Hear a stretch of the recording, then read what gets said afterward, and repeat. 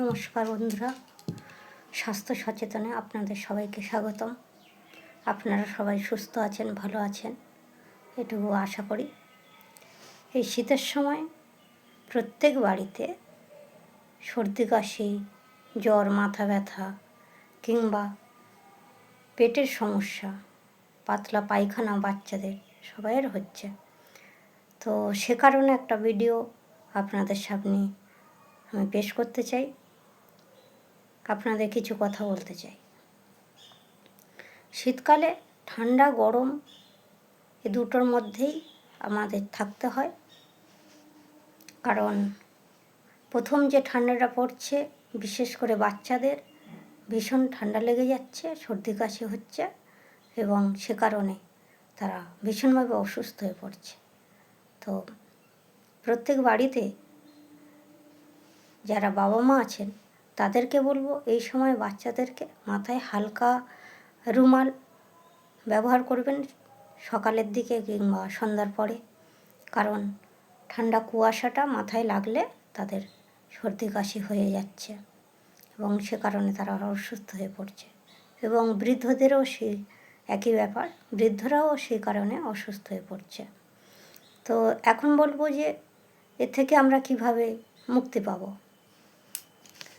এই সময় সকালে একটু আদা ফুটিয়ে গরম জল আমাদের পান করা উচিত, ছোটদের কিংবা বাড়ির প্রত্যেকের।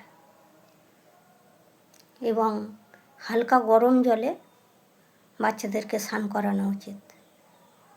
ঈষৎ উষ্ণ গরম জল করে বাচ্চাদেরকে স্নান করাবেন কিংবা বয়স্করা স্নান করবেন, তাতে সুস্থ থাকবেন। আর একটা কথা হলো, আপনারা সকালে একটু তুলসী পাতা, মধু, এগুলো অ্যান্টিবায়োটিকের মতো সেবন করতে পারেন। তুলসী পাতা রস করে মধু দিয়ে হালকা গরম জলে সেটাও খেতে পারেন। হ্যাঁ, আর ছোট বাচ্চাদের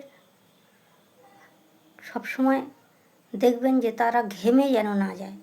অনেকে আছেন যে বাচ্চাদের ঠান্ডা লাগবে বলে গরম পোশাক পরিয়ে দিচ্ছেন এবং তারা ঘেমে যাচ্ছে, ঘেমে গিয়ে আরও ঠান্ডা লাগা বেড়ে যাচ্ছে, তাদের সর্দি কাশি বেড়ে যাচ্ছে, সেগুলো নজর রাখবেন।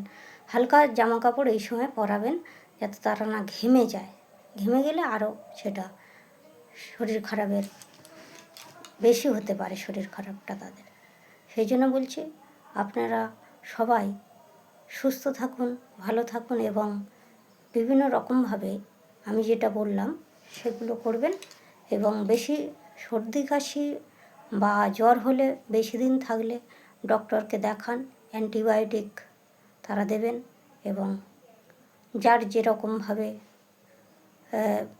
ওষুধ খেলে সারে সেই ডক্টরকে দেখাবেন এবং সবাই সুস্থ থাকার চেষ্টা করবেন। আর একটা কথা বলি, আপনারা আমার আগের ভিডিওটা দেখেছেন কি না জানি না, পরিষ্কার পরিচ্ছন্নতা নিয়ে আমি বলেছিলাম। পরিষ্কার পরিচ্ছন্ন থাকা একান্ত প্রয়োজন সবাইয়ের জন্য। সবাই হাত মুখ ভালো করে সাবান দিয়ে ধুয়ে তবেই খাবার খাবেন। খাবার খাওয়ার আগে এবং পরে সবসময় হাত মুখ ভালো করে সাবান দিয়ে পরিষ্কার জল দিয়ে ধোবেন। এবং এই সময় ঠান্ডা খাবার একদমই খাবেন না।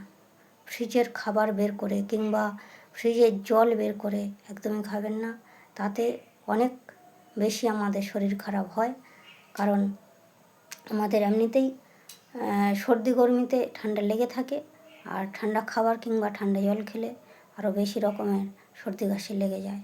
সবাই ভালো থাকুন, সুস্থ থাকুন, এটুকু আশা করি।